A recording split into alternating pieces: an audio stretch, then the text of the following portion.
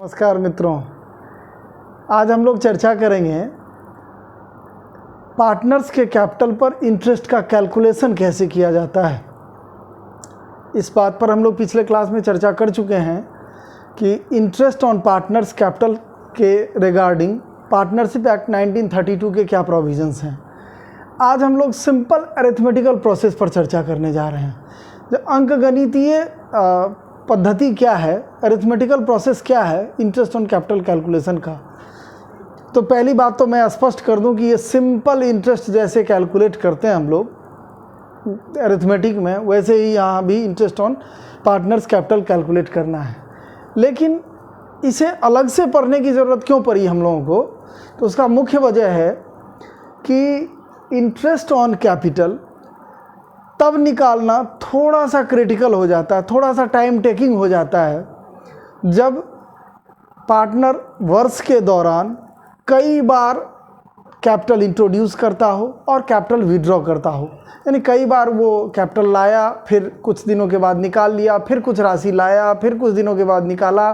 ये काम कई बार होता है एक फाइनेंशियल ईयर में, तो फिर इंटरेस्ट कैलकुलेट करने में थोड़ा सा परेशानी होता है। उस परेशानी को कैसे दूर करें, इजीली कैसे कैलकुलेट करें, एक्यूरेसी कैसे मेंटेन हो, इसके लिए हम लोग इस प्रोसेस को पढ़ रहे हैं। तो पहले हम लोग चर्चा करेंगे calculation of interest on partners capital. उसमें एक एग्जांपल सेट कर लिया हम लोगों ने। सपोज करो आपकी ए का कैपिटल 2 लाख है, बी का कैपिटल 50,000 है, सी का कैपिटल 40,000 है and rate of interest suppose करो एट द रेट ऑफ 10% है। ये इंटरेस्ट रेट है 10%। अब यदि इतनी ही बात है तो बड़ा इजी है निकालना कि ए का, जैसे हम लोग इंटरेस्ट कैलकुलेट करते हैं एसआई जैसे कैलकुलेट करते हैं। एसआई याद होगा आप लोगों को, P/100, जहाँ P प्रिंसिपल है,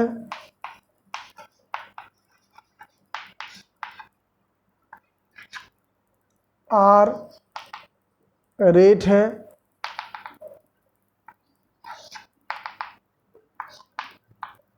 और T टाइम है। इसी थ्योरी को यहाँ भी फॉलो किया जाएगा। जैसे इस केस में हम लोग ए का इंटरेस्ट ऑन कैपिटल निकालेंगे तो ए कैपिटल हो गया 2 लाख, आर 10% है, टाइम 1 ईयर है, तो डिवाइडेड बाय 100 तो 20,000 आएगा। इसी तरह बी का इंटरेस्ट ऑन कैपिटल 5,000 आएगा इस थ्योरी के आधार पर, और सी का इंटरेस्ट ऑन कैपिटल 4,000 आएगा। ये सिंपल सा कैलकुलेशन हुआ।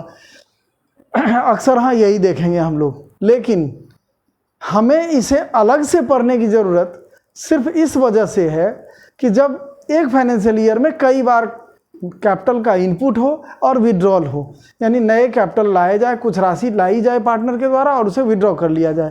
तो आओ जरा एक फ्रेमवर्क हम लोग तैयार करते हैं, एक एग्जाम्पल तैयार करते हैं कि कैसे कोई एक फाइनेंशियल ईयर में कई बार अमाउंट लाता है और विड्रॉ करता है। थ्योरी यही रहेगी, जैसे सिंपल इंटरेस्ट का कैलकुलेशन करते हैं वैसे ही इसका भी कैलकुलेशन करेंगे। तो सपोज करें हम लोग एक एग्जाम्पल से कि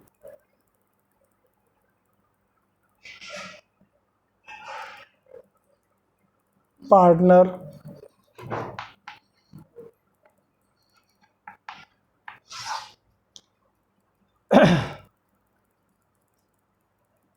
ओपनिंग कैपिटल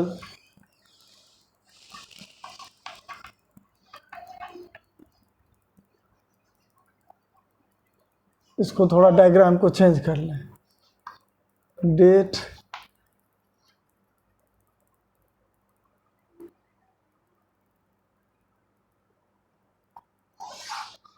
ए, बी और सी, ये 3 पार्टनर है। ओपनिंग बैलेंस या ओपनिंग कैपिटल सपोज करो कि ये 1 जनवरी को यानी 1/1/20 को या 2019 को 2 लाख था, ये 50,000 और ये 40,000, ये बैलेंस था।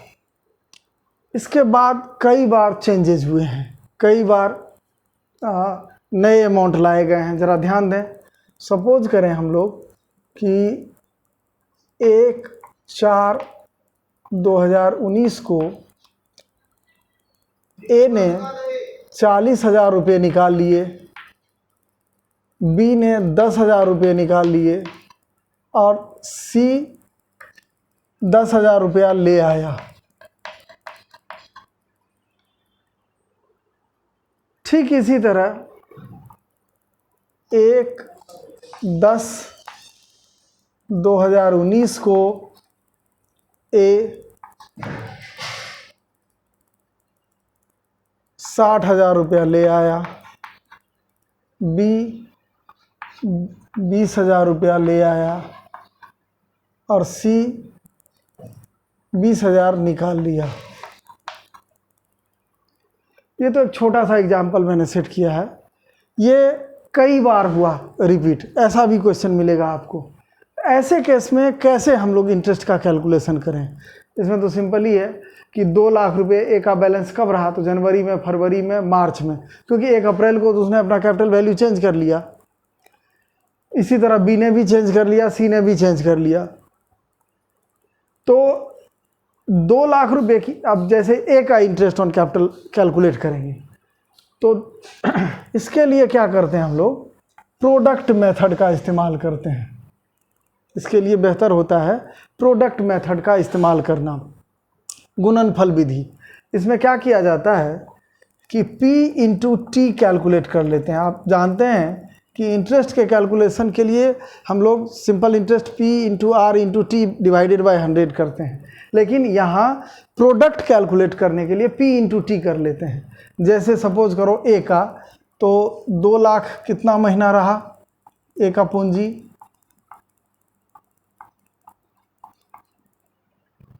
3 महीने रहा, जनवरी, फरवरी, मार्च। 1 अप्रैल को तो बदल गया, तो 3 महीने रहा, 2 लाख इंटू 3।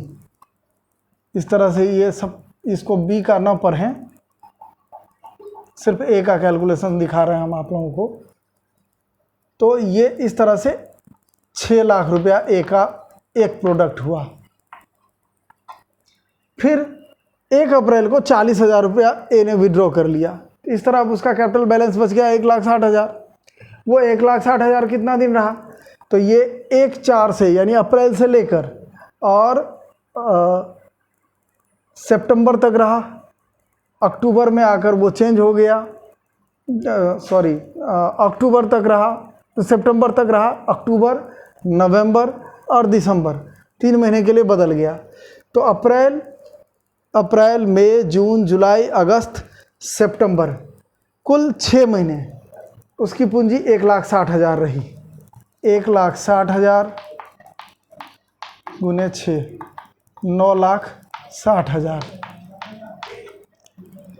फिर सितंबर 1 अक्टूबर को उसकी पूंजी बदल गई, 60,000 फिर ले आया, तो 1,60,000 था, 60,000 और ले आया, तो 2,20,000 उसकी पूंजी हो गई।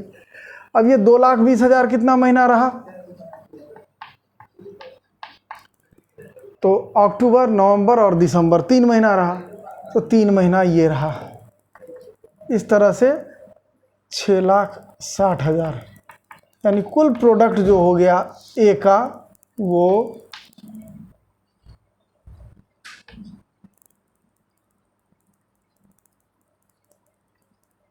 22,20,000 टोटल प्रोडक्ट हो गया ए का।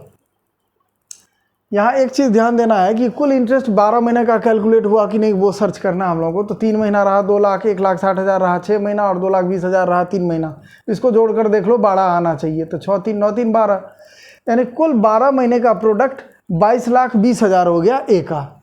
लेकिन ये मंथ में कन्वर्ट हो गया, जबकि रेट हम लोगों का दिया हुआ था at the rate of 10% per annum, यानी वार्षिक दर थी।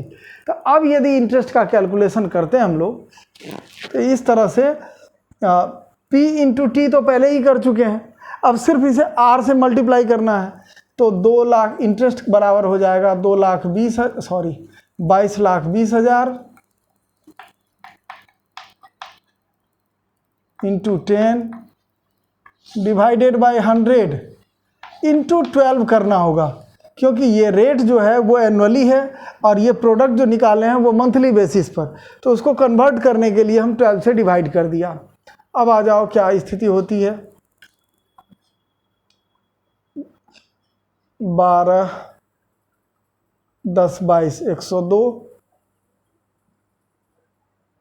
96, 6, 102, 7, 12, 5, 60, 18,500 रुपये ए का टोटल इंटरेस्ट हुआ।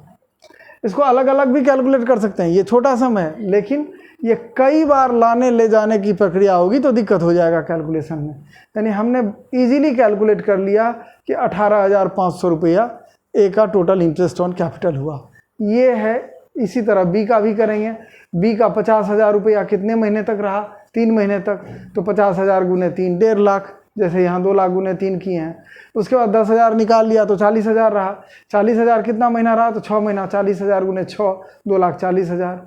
फिर 20,000 रुपया ले आया तो 60,000 हो गया। 60,000 गुने 3, 1,80,000। इसका सम कर लेंगे, इसी तरह से उसका इंटरेस्ट कैलकुलेट कर लेंगे। मुझे लगता है इंटरेस्ट ऑन कैलकुलेशन समझा आप लोग। Okay, thank you. इस टॉपिक को पूरा करें। अब आते हैं हम लोग interest on drawings.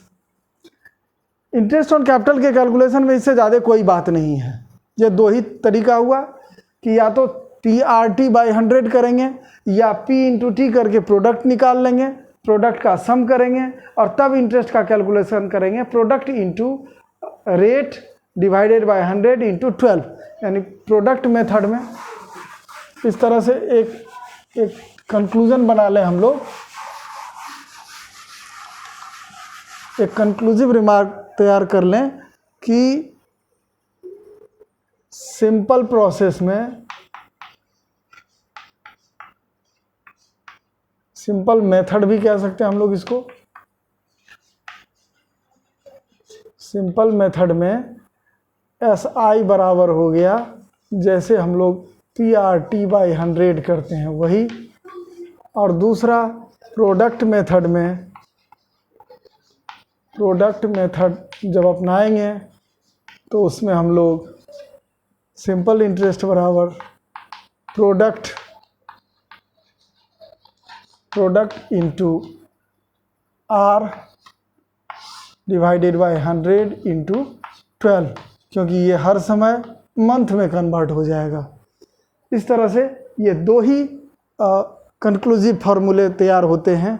Arithmetical calculation का प्रोसेस तैयार होता है calculation of interest on capital के लिए।